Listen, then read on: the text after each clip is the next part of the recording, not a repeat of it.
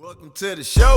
We hope you have a blast. Thanks for making time for the Dealer Talk podcast. Another business leader, here's a penny for your thoughts. This ain't a regular conversation, baby. This that Dealer Talk. What up? Welcome to another episode of the Dealer Talk podcast. This is your host, Herb Anderson. Thank you so much for tuning in. Today, we have none other than Christine Mitchell on the show. Christine, what's up? How are you? Welcome. Hey, Herb. How are you? Good to see you. Likewise. Great to see you. I'm excited to have a conversation with you. So I typically kick things off with a background. So tell us about you. Okay. Well, Christine Mitchell. I've been in the car business since I was 16. I started my career as a lube lane technician. I apprenticed out of the store, turned a wrench for about 12 years, and now I'm the president and CEO of a company called The Car Lady, and we host after-sale seminars at dealerships to communicate with customers after the sale. So I'm a former tech, now a public speaker who promotes service within their own dealership. Love it. Man, I didn't know we share a similar background. I was a lube tech tire technician myself. So yeah, well, I got in the industry, I guess, like the day I got my license. You know, remember when I was young here in Canada, if you got what was called a 365, and then you could get your license like right after. The 365 was 365 days you were supposed to practice. Yeah. But I actually wrote my beginner permit in the morning, and then did my driver's license in the afternoon. So did you want to, I mean, was that a career path that you saw for yourself, or it was kind of just, transitional because of life circumstances and such? No, I loved working in the automotive industry my whole life. You know, I got into it like everybody, like most women get into it. There's not many female mechanics, and I knew I could make a real niche. And I'd always sort of, when I was younger, dated people who, bought American Muscle, fixed it up. I paid attention. Right on.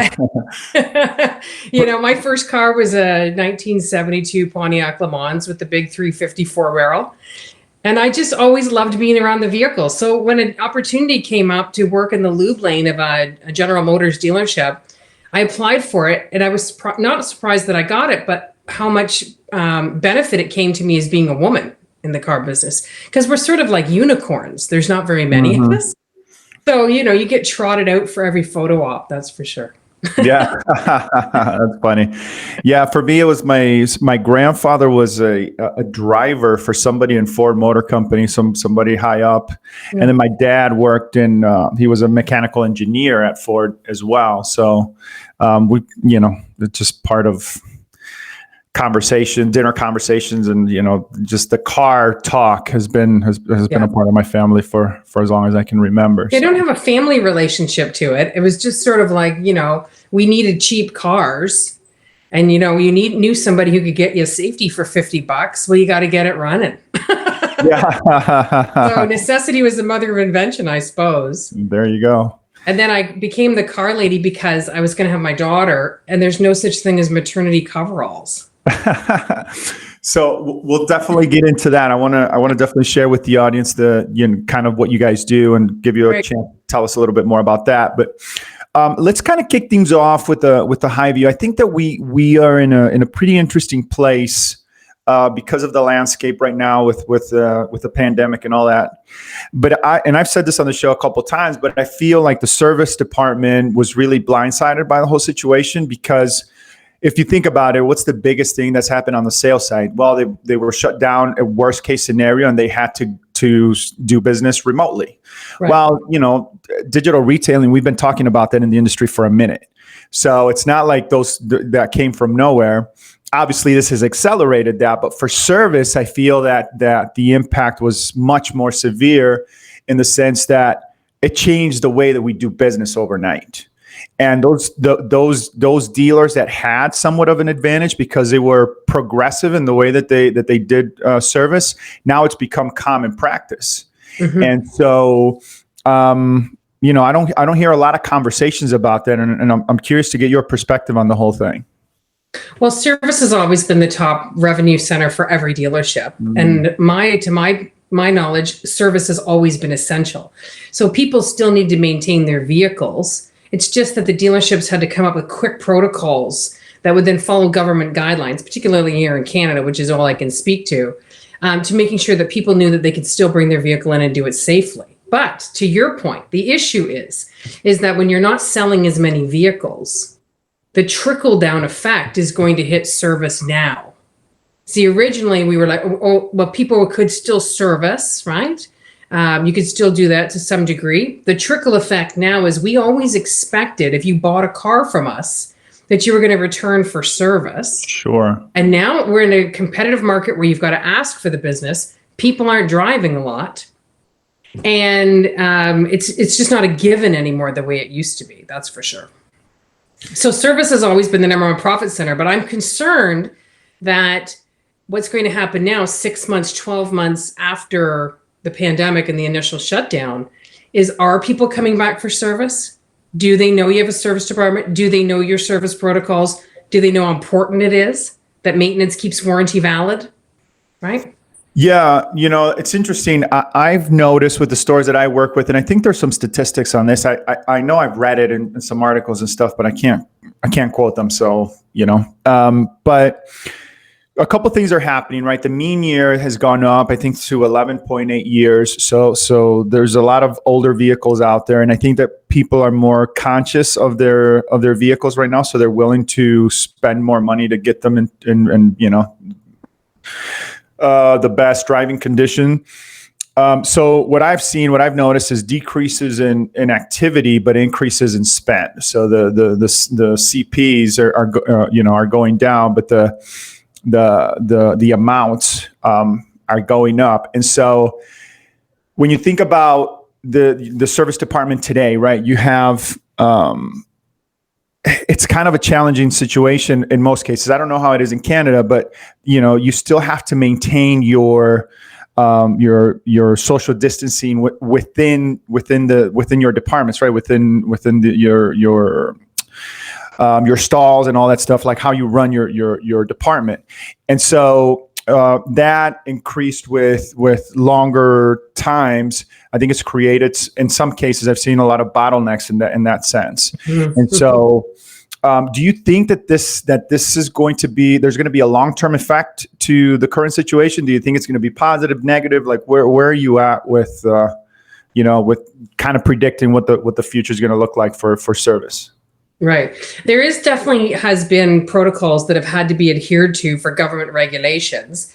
Luckily, the service department and typically the shop has a wide open space.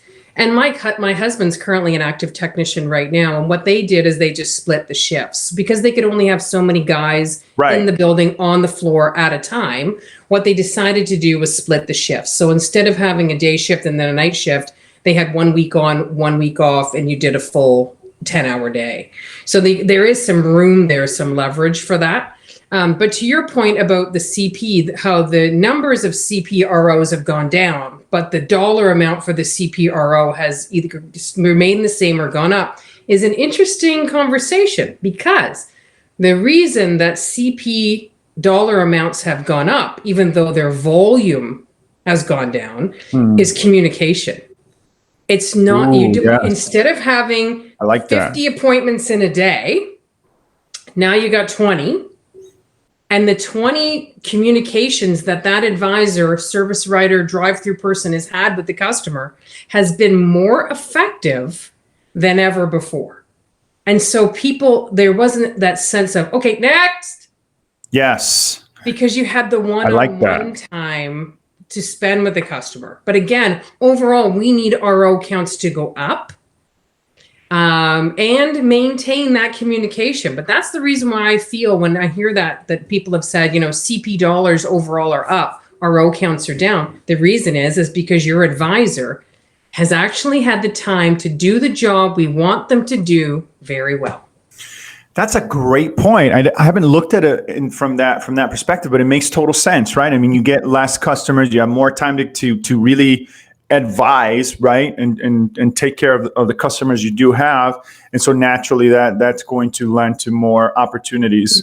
Because if you're a service advisor and you've got a lineup at 7 a.m. of 20 people waiting to check their cars in, do you have time for that proper walk around? Do you have time to talk about a B service, a brake service, or whatever you like to call it? Do you have time to talk about fuel injection services or any other maintenance? No. Oh, yeah, you're here for an oil change? Okay, great. Here's your tag. Get on the shuttle. Bye. Well, now all of a sudden you don't have those 20 people standing there waiting to get on the shuttle bus or use Uber or get where they need to go. You've got the time to communicate and do the things that we've always said we wanted advisors to do.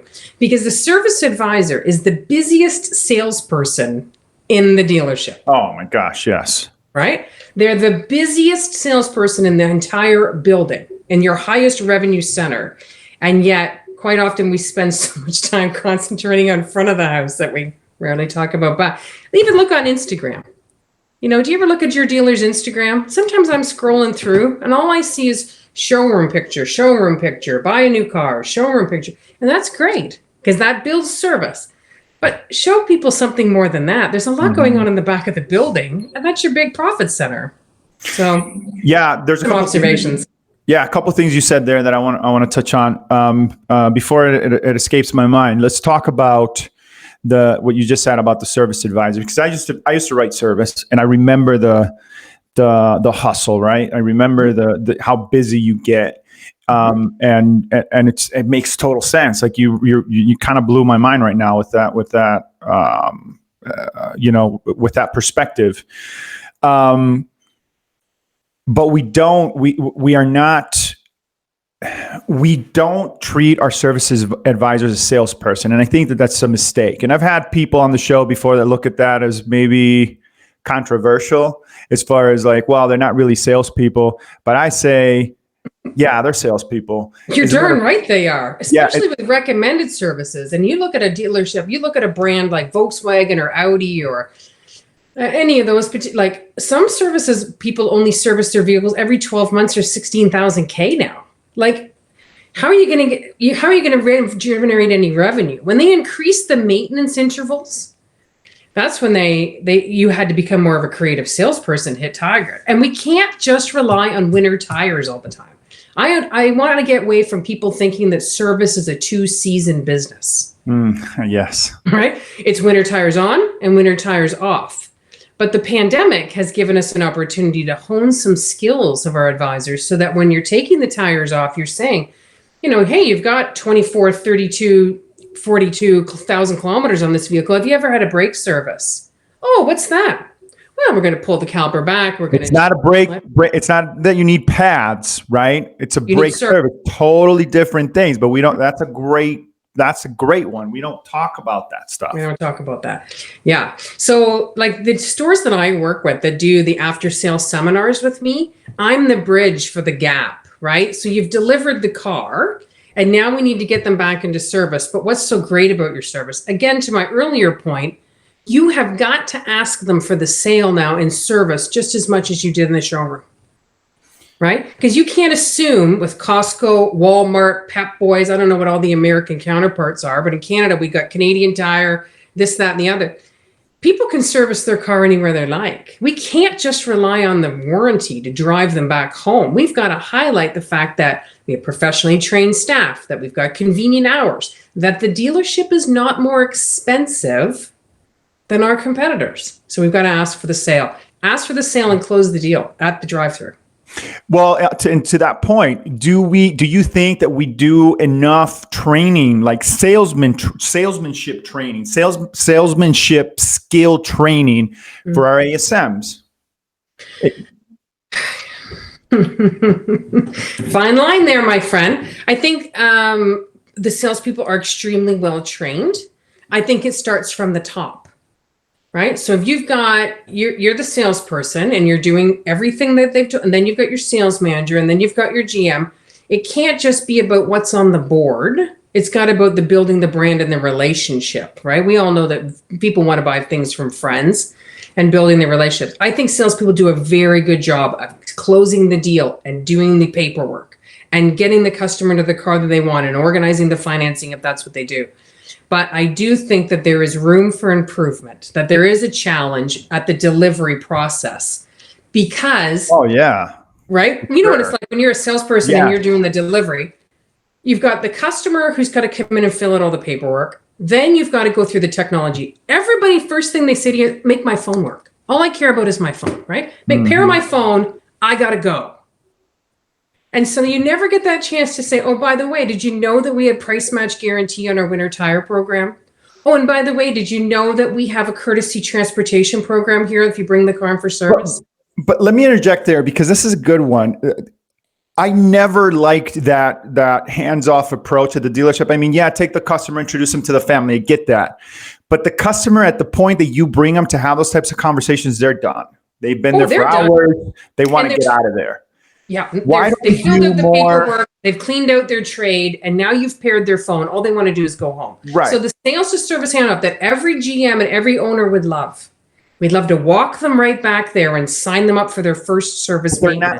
They're not focused. No. That's why I have a business. What we should be doing is we should be doing more new car clinics. We should be getting those customers in to come back within a week or so of the purchase when they're in a different state of mind, and now they're willing to pay attention to those things. But number one, we don't do them, and number two, if we do them, we don't even promote them.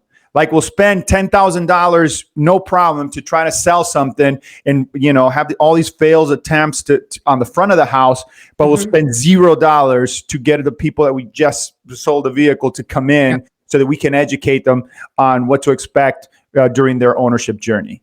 You know what I mean? Yeah, well, and that's why that's built me a business, right? Offering turnkey events, because the stores will all tell you they're too busy to organize it. Right. And so what we offer is a turnkey program where we'll actually, you send us a list, we'll email all your customers, we'll phone all your customers, we'll hook them up with the Zoom link or the live program. All you need to do is bring in some chairs and catering and let me run. That's all I need. Because people want it. I'll give you an example. Last week, I did an event for a Lexus dealership, and we have to do it virtually here in Canada because you can only get into a dealership by appointment right now. And during the presentation, I brought up... So you guys are back on full lockdown? Toronto and the GTA, what we call the Greater Toronto Area, in that Toronto-Mississauga corridor, is still in lockdown for 2 more weeks. We'll see where they go. So we did a virtual event for a dealership just outside on the border of Toronto. And during the presentation, I spent 6 minutes talking about dash cams. Lexus has an OEM dash cam. And I had a slide. We talked about dash cams, what they do, how they work, how they use G-force, so that if somebody hits your car, the camera automatically comes on. I sold 2 dash cams at the event. Now, I'm not a salesperson, but I explained it. I increased my RO value, my CP value, right? And so essentially that paid for the dealership to have me host their event. I mean, it was a no-brainer. If I sell 1 or 2 sets of winter tires and a dash cam for you every show, it pays for me. We're not charging an arm and a leg, and we base it on how. Sorry, that's the immediate impact, right? Because the people that attended, now they're more educated owners, right? And so that's gonna come back to the dealership. The byproduct of that is that we also get them to go on the app from their manufactured vehicle and select the dealership that I'm working for as their preferred dealer. So that every time you click on that app for service, bang, you're automatically connected back to ABC Toyota. Okay. Then what we do is we keep track of how many people book in for service who attended the event. We can track that as well, right? I have an attendance of who's been there. So I can tell you over the next couple of years how many people attended my event. My last time I checked it, my personal retention rate was about 87%. 87% of people who came to my show would come back to the dealership for service. And this trickle down farther out than that, is I run into people sometimes and they'll say, oh, hey, car lady. Yeah, I remember I came to your show. And I go, oh, yeah, how's the car? Because I don't remember them, right? How's the car? Oh, I bought another car from that dealership. I just love that show so much. That's awesome. Right? Very cool. Yeah. So if I can catch them to buy their winter mats and their winter tires and the dash cam and maybe some gift certificates and a little bit of detailing, that's the immediate effect. The long term is that they'll buy their next car from you because you gave them an experience that they didn't get next door. Yes. I love that too, because right now, I'm not going to say forever, but right now, it's a different experience. You know what I mean? Like, if that customer goes to 10 dealerships, they'll probably experience that at 1, and that's going to leave the lasting impression. And that's what I talk to my dealers all the time. It's like, you know, like we make this more difficult than it has to be. Like everybody pretty much does business the same way. So if you just tweak it a little bit, if you just have a little bit of creativity and you change your experience, you know, by one thing, you're immediately different, and you can hold on to that thing, you know, and market it and take that message out into the market, and you'll get results from it because people don't expect that from dealers. People don't expect it. They expect it. That's why that, you know, so many people, that's why these new companies like Carvana and Vroom are knocking on the door. Right? But those companies don't provide any customer service other than you're a number in a computer. That's why the dealerships will survive. Well, there's because no people still want to do physical. There's no ownership experience with those companies. What are they going to? Oh, I need to know. Do I call Carvana and like, hey, you know? And so so say you even wanted to do an event for people in your area. Say, like, think about even just women. Why can't more dealerships do women's events just geared to women? If you really wanted to get creative, why not do an event for Carvana and Vroom buyers? Yeah. Hey, you bought your car online, you don't have a dealership? Come to my dealership. Let me educate you on how to maintain your vehicle. You know what I mean? And then and then win that customer over. Win the customer over. And ask them for the sale. This is our service department. We'd like you to service with us. Here's how we're going to make it convenient for you as possible. How can I make it easier for you? Right? Because we've got all these great things, but to the point about the salesperson is that during that delivery process, there's just no more time. By the time you pair the phone and you get Alexa going, and then you do the blind spot monitor, lane departure, crash avoidance, set the mirrors, show them how to work the seats, there's no more time. And so when you do something after the sale, you let them know, hey, thank you for your purchase. Here's how I'm going to continue to earn your business. That's what I do. Yeah, I love that. Thank you. All right. So, I mentioned the ownership journey a couple of times, and I think that I want to expand on that because it's one of those, that's the long-term success strategy of any dealership, in my opinion. I mean, anybody can sell a car once, right? If the price is right and you have the right piece of inventory, and the customers will put up with pretty much anything just because they want that car. But I think for the dealers that are focusing on the ownership journey, not the purchasing journey, that's success. That's long-term success for your dealership. Not just in service, but also collision. Right? We have to always think about the collision, the body shops as Absolutely. well. Nobody wants to go to the body shop. Most people don't even know you have one. You have one. Yes, exactly. Or because the body shop manager is the most despised person in the world because nobody wants to see him or her, right? You've had an accident. You're upset. What am I going to do now? The collision center is a huge opportunity. It's a huge opportunity for parts. It's a huge opportunity for future sales. It's a huge opportunity for repairs. And we need to highlight that when customers leave us. Something even just as simple as a sticker in the A pillar of the door, right? When you put that, so if you've had a collision, folks, and you open the A pillar, you know you've always got that sticker for the tire pressures, right? Up on the pillar here, just want to let you know if you have any type of accident or collision, I've put this here for you so that you know how to contact us directly. It just opens a door. Right. And how long did that take me? 30 seconds? Oh yeah, awareness, because to your point, a lot of people don't even know that your dealership offers those services. So yeah, that's a great point. Maybe you don't have a body shop on site, but you work with an affiliate. Sure. Right? And then they're buying parts from your store. So now your inventory turns.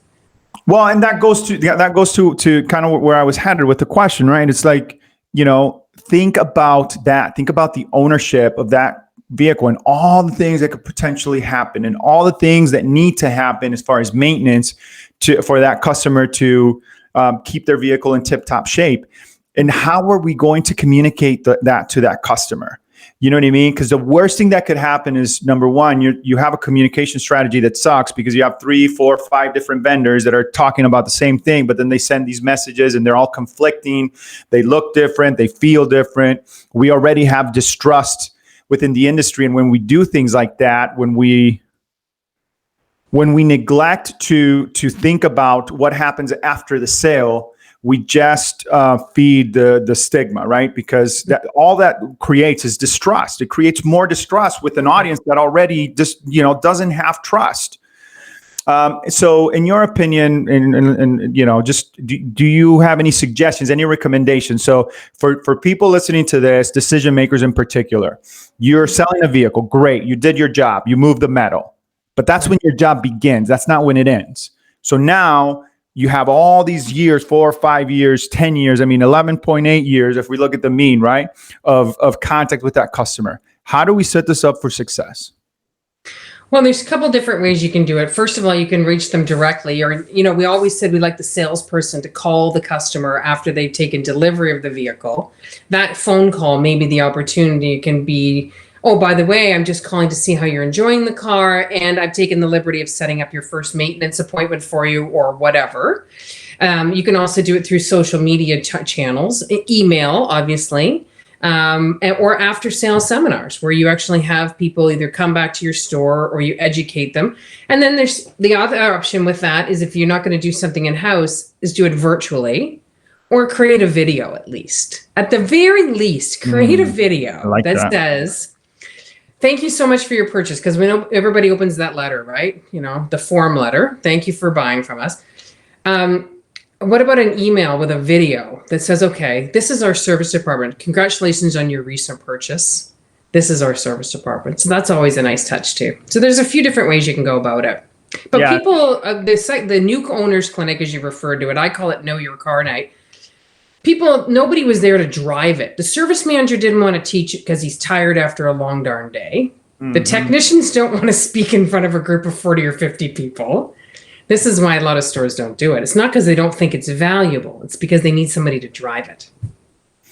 Yeah, no, I like that. That's, I love the concept of the event portion. I'm excited to share a little bit more of what you guys do here with the audience, because I think that's cool. I think it's different. I like it. Yeah. And I still work with the first store I ever signed 24 years ago because they see the value of it. And the message is still the same. Whether we have a lot of trucks or no trucks, whether we have a pandemic or no pandemic, service is essential. And that'll never end. Yeah.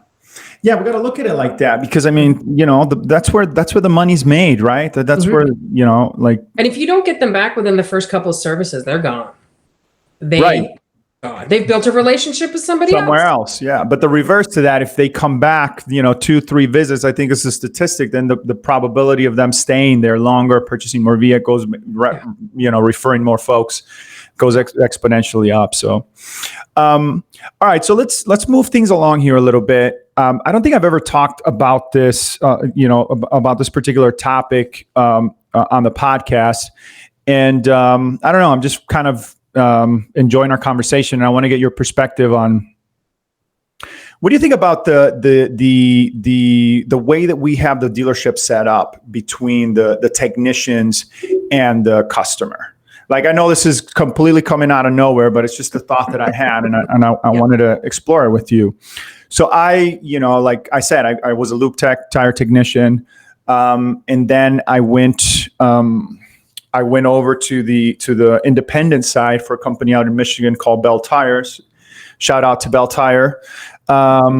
Great company to work for. I learned a lot there. It was a very, very rewarding experience for me. And I remember one of the things that they really did different is they connected the mechanic or the technician with the customer, right? It seems like customers really want that personalized approach with the person that's actually doing the repairs.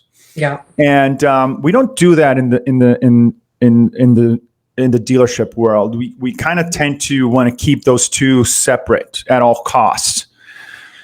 In this landscape, more than ever, do you think that's maybe potentially an evolution that needs to take place where we're connecting the consumer with the technician, kind of like when you go to the doctor? I mean, you don't just talk to the receptionist, you actually see the doctor, right? So what do you think? There's a couple of different perspectives on that. And it's a really, really good question. As a technician, I wanted to repair your car the first time, every time. So if you had a squeak, a leak, a rattle, any type of drivability issue, the service advisor was my conduit to the customer. So when that work order landed on my bench, all I had in front of me was what I read. Which is why typically I always say to people, if you have a drivability issue, if you hear something, see something, smell something, feel something, Go on a test drive. Don't just drop the keys off and run, because I can only repair what you've given me on the work order. Again, this may also go back to our earlier conversation about the service advisor being the most busy salesperson in the dealership. If they don't get the information from a technician, it's really hard to diagnose. Yes. And isn't it the worst when you come back at the end of the day, and I know it's even happened to me, you know, there's light came on, or, it's pulling a bit to the right at about 100K, and I come back and they go, there's nothing wrong with that. We couldn't find anything. I mean, there's nothing worse than a B-back, right? Yes. So as a technician, but to that point, there's a lot of technicians that don't want to speak to customers. Like it didn't bother me because I'm a people person, but as I said, my husband's a tech. He doesn't want to talk to anybody. So there's a delicate balance. This is why a shop foreman can be so important. He can be the conversation. No, I agree, but I also think that we've created that. We've made that possible, right? Because we've created that barrier. Mm-hmm. And I think that in the landscape that we are in today, I don't know. I think that we gotta get creative, I guess is my point. And picking up customers' vehicles and staying open 24 hours isn't creative anymore, because everybody's going to do a version of that. Yeah. And so one of the bigger gaps that I've always seen in that department has been that connection to the technician. And I get it. You know what I mean? Like I totally get it. I mean, you and I probably don't experience that because we grew up in the business, and we'll walk in the back with the dealerships that we service our vehicles and talk to the dude or the lady, and no problem, right? But customers, the average customer doesn't get to experience that, and I think that they want that experience. I think that would, when I think about this statistic that we have, I think it's 30% service penetration. Dealerships have with the vehicles that they sell. I think that if we open that up, if we created a way to connect the two, I think that customers would have more trust, and therefore we would see more return visits. I don't know. It's a crazy radical. Yeah, it's a fine line, because again, there's a lot of techs that don't want to speak to people, and there's a lot of techs that probably work for you that you don't want communicating with the customer. I mean, they're an excellent technician, but they're not a salesperson. Yeah. And they're not a public speaker, and they don't have those. They became a technician so they could work on cars. If they wanted to do something else, they would have become the service manager. Yeah. A shop foreman can help bridge that gap. I'm not sure as many people want to talk to the tech as you might think, to be honest. Yeah. I mean, I like to speak to my tech because I want to go out and see my own car on the hoist, but I very few people I think actually do. And those who do, those who want to speak to their technician in Canada, well, the stores I work, you can speak to your tech. Like they will give out. But you got to remember, the store is also remembering that kid's getting paid by the job. Mm-hmm. And now they're going to spend 20 minutes talking to a customer. And if they're on flat rate, they won't do it because it's not productive use of their time. It ends up costing them money out of the shop. Sure. The advisor has to be that person and build the credibility.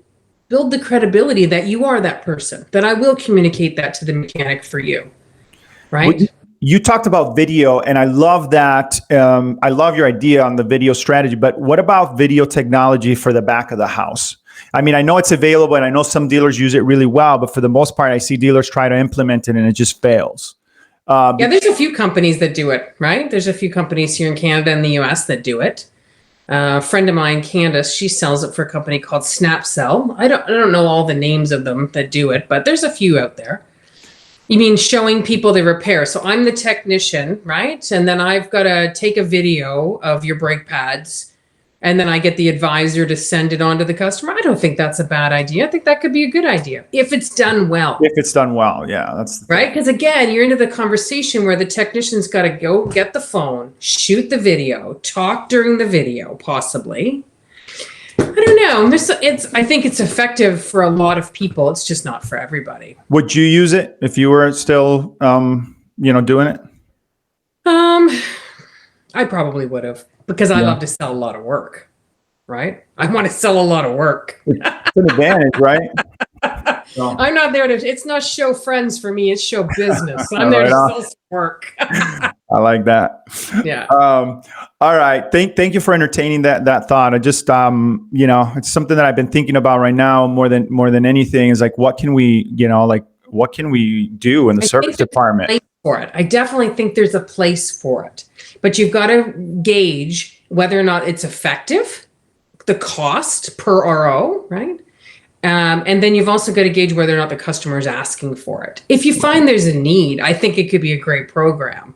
But I also believe that the service advisor, again, is that salesperson that should be implementing those products anyway. It's up to the stores what they need and what the customer needs. Sure.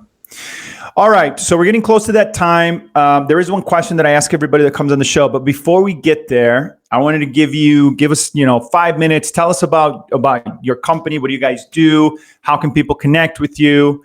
Give us the pitch. All right. My company is called The Car Lady, and what we do is after sale seminars, both in person and now virtually, for dealerships to bridge the gap between delivery and service. My company mantra has always been the same, and that is that every year a dealership spends hundreds of thousands of dollars attracting new business, but what are you spending to keep it? Mm-hmm. So we offer a turnkey service where we'll actually train your team on who I am and what we're doing. We'll handle all of your email communications or work with your marketing team to make that happen.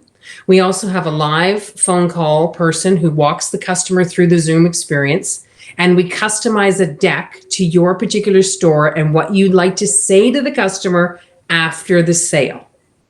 We'll ask people to book your dealership as their preferred dealer, and it's a great way to build rapport. It's a great way to build experience and thank them for the business that they've had. People can reach out to me, easy, thecarlady.ca.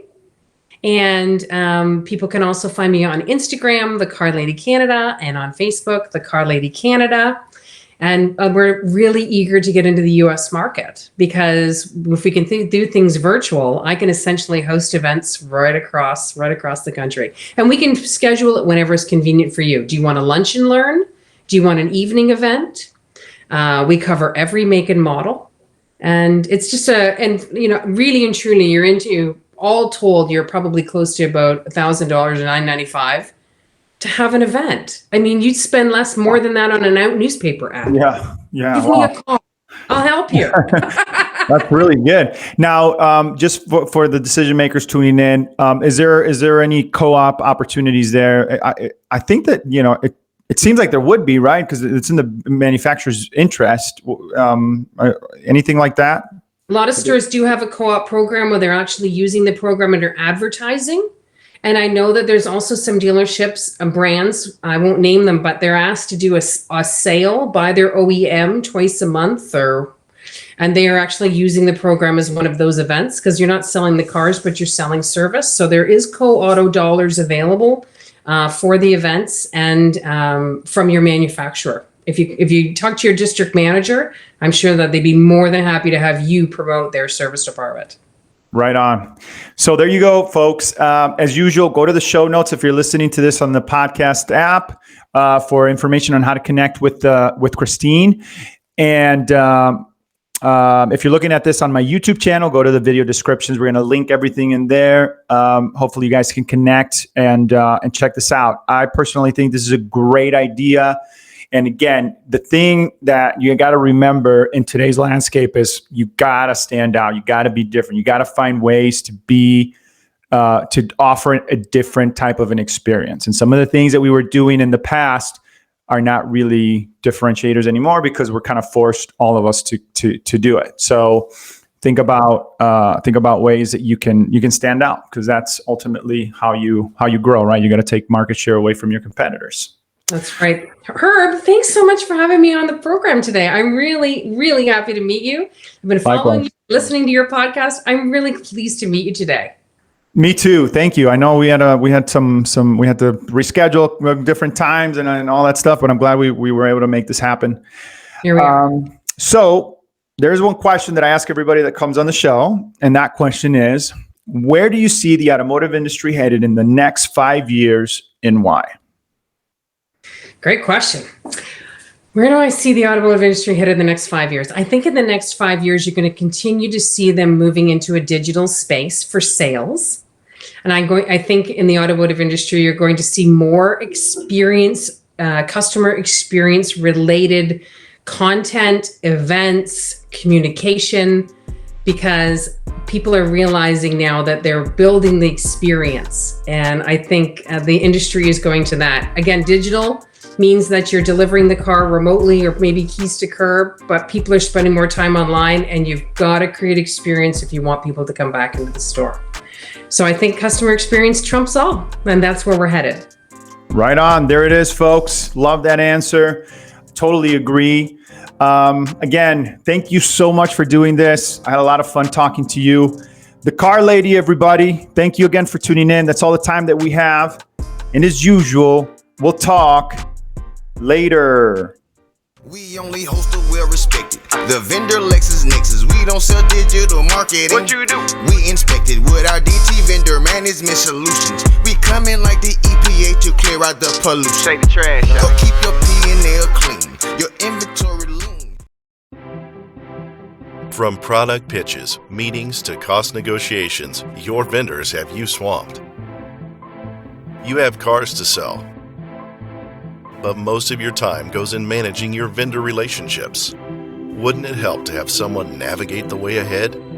Enter Dealer Talk Vendor Management Solutions, a filter between you and your vendor so you only have to deal with what's most important. We inspect your digital data to get optimum results for your money. Here's what we do. Give you an accurate idea of what's working and what's not for every digital service. Get vendors to submit monthly highlights, lowlights, and recommendations. Sift through their data to give you those metrics that matter. Evaluate all package, content, or cost changes and product pitches. Do monthly marketing budget analysis to ensure better ROIs. Finally, we give you concise reports and monthly videos with actionable insights. Now, you can focus on what really matters: selling cars. Contact us today and your first 30 days are free. Let's build your business together.